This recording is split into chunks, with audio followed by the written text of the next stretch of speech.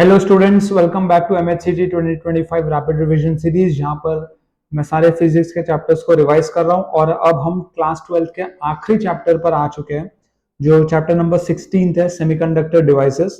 ठीक है, इसको हम जल्दी से डिस्कस कर लेंगे। सारे फॉर्मूलाज, इंपॉर्टेंट कॉन्सेप्ट, डेफिनेशन मैंने सारा एक जगह करते हैं। वीडियो को एंड तक आपने देख लिया तो आई एम श्योर अभी तक आपको पता चल गया होगा, आपको दूसरा कोई वीडियो या बुक पढ़ने की जरूरत नहीं है। आप डायरेक्टली पीवाईक्यू या एमसीक्यूज पे जा सकते हो। ठीक है, तो सेमीकंडक्टर डिवाइसेस के को स्टार्ट करते हैं। पहले आता है पीएन जंक्शन डायोड। ठीक है, PN junction, positive negative junction diode. अभी ये डायोड जो है एक रेक्टिफायर जैसा भी काम कर सकता है और एक स्पेशल पर्पस फंक्शन डायोड भी हम इसको बना सकते हैं। तो पहले रेक्टिफायर जैसा देख लेते हैं। तो ये रेक्टिफायर में क्या होता है, converts AC signal into DC signal. AC means alternating current and DC means direct current. What is alternating current? जिसका करंट टाइम के साथ पीरियोडिकली चेंज होता हो। ठीक है, it has to be used with the filter circuit and voltage regulators. Voltage regulators में ये काम आता है। अब ये जो रेक्टिफायर है, ये हाफ वेव रेक्टिफायर भी हो सकता है और फुल वेव रेक्टिफायर भी हो सकता है। हाफ वेव रेक्टिफायर में एक ही PN function diode junction diode होता है। फुल वेव रेक्टिफायर में दो पीएन जंक्शन डायोड होता है। ठीक है, और हाफ वेव रेक्टिफायर में alternating pulse of the AC input are rectified. सारे पल्स नहीं, अल्टरनेटिंग पल्स। मैक्सिमम एफिशिएंसी इसकी 40% होती है, 40.6% होती है, 40.6, बट आप इसको 40 पकड़ लो। और इनपुट फ्रीक्वेंसी और आउटपुट फ्रीक्वेंसी सेम होता है। Whereas full wave rectifier में दो पीएन जंक्शन डायोड है तो both the pulse are rectified और 81.2% का आपका मैक्सिमम एफिशिएंसी आता है। इसका डबल कर लो, 40.6 का डबल 81.2, और आउटपुट फ्रीक्वेंसी जो होता है वो ट्वाइस ऑफ इनपुट फ्रीक्वेंसी हो जाता है। ठीक है, फिर स्पेशल पर्पस डायोड में हमारे पास एक जीनर डायोड है, स्पेशल पर्पस, फिर फोटो डायोड है, सोलर सेल है और एलईडी है, उस पर हम डिस्कस करेंगे। तो जो जीनर डायोड है, ठीक है, वो heavily doped PN junction diode होता है। जब पीएन जंक्शन में बहुत ज्यादा डोपिंग हो जाती है तो हम उसको क्या बोलते हैं, जीनर डायोड। और ये रिवर्स बायस्ड मोड में आपका काम करता है और वोल्टेज रेगुलेटर का ये काम करता है। ठीक है, अभी इससे हम जीनर रेगुलेटर बना लेते हैं। जो भी ब्रेकडाउन रीजन में जब हम होते हैं, ठीक है, in breakdown region voltage across Zener remains constant, इसीलिए ये जीनर रेगुलेटर है। वोल्टेज क्या है, कांस्टेंट है। चाहे करंट आप कितना भी बदल लो या बाकी चीजें ऑल्टर करोगे तो भी आपका जो वोल्टेज है across the Zener would be constant. एक चीज और है कि यहाँ पे आपको ये कंडीशन रखना पड़ेगा कि obviously supply voltage has to be greater than the Zener voltage. उसके बाद एक आता है फोटो डायोड। फोटो डायोड का नाम आता है फोटो इलेक्ट्रिक इफेक्ट की वजह से, और ये रिवर्स बायस मोड में काम करता है। आप देखो, फोटो इलेक्ट्रिक इफेक्ट में लाइट आती है, इलेक्ट्रॉन निकलता है, उसी वजह से यहाँ पे जो सिंबल है उसमें लाइट आ रही है, ऐसा दिखाया जाता है। सोलर सेल में फोटो वोल्टिक इफेक्ट का यूज होता है, इसीलिए इसको फोटो वोल्टिक सेल भी बोला जाता है, और ये चार्जिंग बैटरीज के लिए काम आता है। एलईडी में आप देखो लाइट एमिट हो रहा है, इसके लिए एरो बाहर की तरफ है, इसको लाइट एमिटिंग डायोड भी बोला जाता है और ये फॉरवर्ड बायस मोड में काम करता है। ठीक है, अब आ जाते हैं हम बाइपोलर जंक्शन ट्रांजिस्टर। तो पहले समझते हैं कि जंक्शन ट्रांजिस्टर क्या होता है और ये बाइपोलर, ये वर्ड क्यों दिया गया। तो जंक्शन ट्रांजिस्टर क्या होता है, सेमीकंडक्टर डिवाइस है। सेमीकंडक्टर क्या है बता दूं, कंडक्टर और इंसुलेटर का बीच का, ना पूरी तरह से कंडक्टर है ना पूरी तरह से इंसुलेटर। ठीक है, device having to junction and three terminal. तो इसके पास दो जंक्शन है और तीन टर्मिनल है, इसको हम क्या बोलते हैं, जंक्शन ट्रांजिस्टर। बाइपोलर क्यों बोलते हैं, देखो, the current in the transistor is carried by both electron and holes. तो यहाँ पे इलेक्ट्रॉन भी आपका एक करंट कैरियर हो गया और होल भी आपका करंट कैरियर हो गया। तो ये दोनों क्योंकि करंट को कैरी करते हैं तो बाइपोलर वहां से नाम आपको मिलता है। इसके इनपुट कैरेक्टरिस्टिक को देख लो, ये इंपॉर्टेंट है। ये आपका आईबी वर्सेस वीबीई का ग्राफ है। ठीक है, वीबी मींस वोल्टेज, बी होता है बेस, ई होता है एमिटर। ठीक है, तो base emitter voltage versus base current. ठीक है, तो यहाँ पे आप देखो कि जब तक आपका जो वीबी था यानी कि बेस एमिटर वोल्टेज जो था वो बैरियर पोटेंशियल से जब तक कम था तब तक करंट ऑलमोस्ट नेग्लिजिबल है। ठीक है, करंट जीरो के बराबर है। और जैसे ही वीबी बैरियर पोटेंशियल से ज्यादा हो जाता है, ये हो जाता है फॉरवर्ड बायस डायोड की तरह। बराबर है। इसमें जो इनपुट डायनेमिक रेजिस्टेंस आर आई है वो होता है change in voltage of base emitter divide by change in current of base. Output characteristic की बात करें तो यहाँ पे देखो आईसी, ठीक है, एक मिनट, ये आईसी मतलब कलेक्टर होता है, ठीक है, और वीसी मतलब कलेक्टर एमिटर वोल्टेज। तो उसका ग्राफ बनाया गया और ये अलग अलग बेस करंट्स यहाँ पे लिए गए हैं, अलग अलग बेस करंट। और आउटपुट डायनेमिक रेजिस्टेंस क्या हो जाता है, R O is equal to delta V CE upon delta IC. तो IC is independent of VCE as long as the collector emitter junction is in reverse bias. तो जब तक आप रिवर्स बायस में हो, आपका आईसी क्या है, इंडिपेंडेंट ऑफ वीसीई है।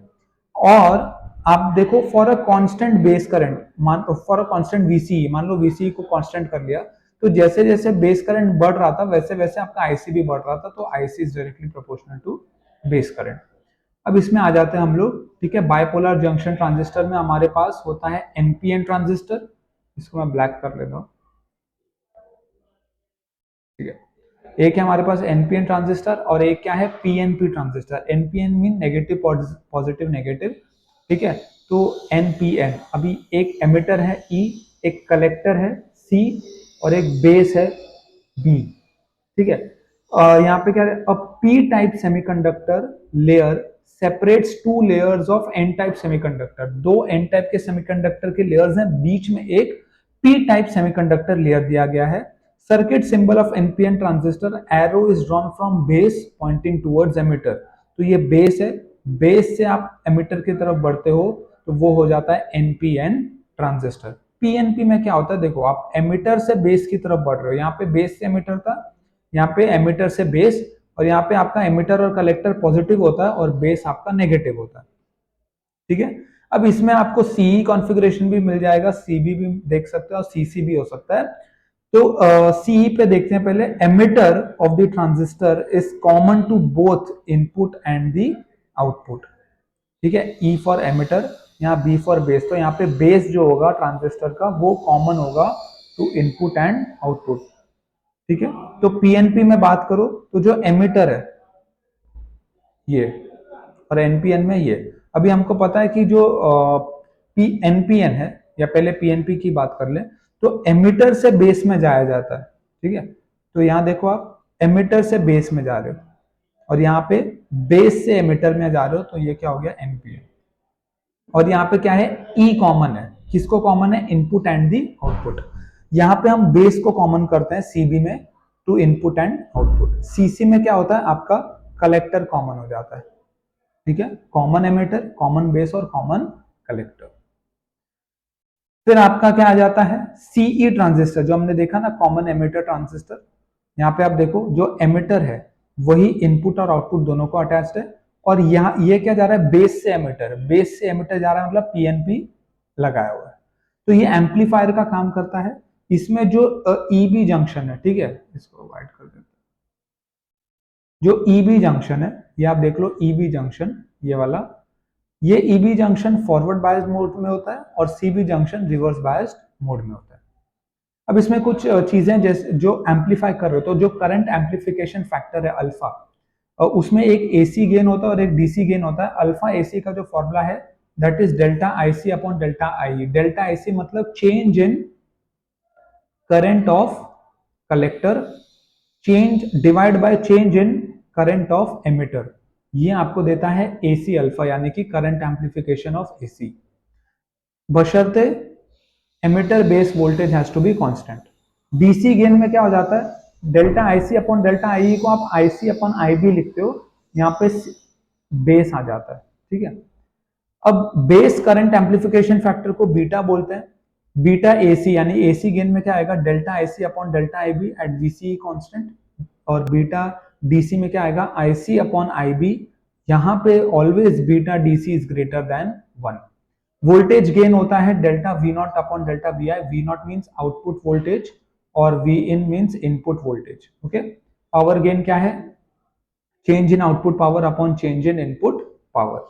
लॉजिक गेट्स तो सिंपल यार, जीरो को वन कर दो, वन को जीरो, उसको नॉट बोल दिया। और में क्या है, अगर दोनों जीरो है तो ही जीरो होगा, अदरवाइज बाकी सब वन होगा। नॉर में और का उल्टा हो जाएगा। एक्सॉर में क्या होता है, अगर दोनों सेम है तो जीरो, दोनों सेम है जीरो, दोनों अलग अलग है तो वन हो जाएगा। और एंड में क्या होता है आपका, कि जहां पे दोनों 1 है वहीं पे 1 होगा, बाकी सब 0 होगा। और एन एंड में क्या होता है, एंड का उल्टा हो जाता है। ठीक है, फाइनली सारे फॉर्मूलेस को लिस्ट कर देते हैं। जीनर डायोड में जीनर करंट का फॉर्मूला है IZ max is equal to IZ min minus IL, और जहां पे IL क्या है, VZ अपॉन RL। ठीक है, और IZ max को आप लिख सकते हो VS minus VZ upon IZ max।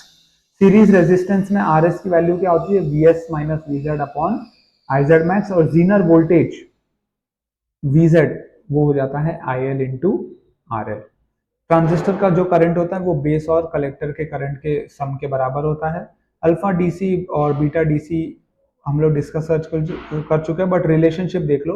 Alpha DC होता है beta DC upon 1 plus beta DC होता है alpha DC upon 1 minus alpha DC. Voltage gain AV is VO minus V in, ये ऑलरेडी देख चुके हैं। इसको minus delta V C upon R1 times delta I B भी बोल सकते हो। R1 क्या है, इनपुट रेजिस्टेंस डायनेमिक, और AV को आप माइनस बीटा AC RL अपॉन RI भी बोल सकते हो। ये सब इंपॉर्टेंट फॉर्मूलाज हैं इस चैप्टर के, एक ही लिस्ट बना के रट लेना। ठीक है, और क्या कर सकते हो इसमें, तो यहाँ पे आपके चैप्टर 12 के मैंने 16 के 16 सॉरी क्लास 12 के मैंने 16 के 16 चैप्टर्स आपको रिवाइज कर दिए हैं। सारे इंपॉर्टेंट कॉन्सेप्ट, डेफिनेशन और फॉर्मुलाज एक जगह दे दिए हैं। अभी हम इसके बाद 11th के जो चैप्टर्स हैं उनको कवर करेंगे। तो मतलब 80% ऑफ द सिलेबस आपका फिजिक्स का हो चुका है। अगर आपने वीडियो यहाँ तक देखा है तो thank you very much, best of luck for exam. पढ़ाई करना मत भूलिएगा। Thank you.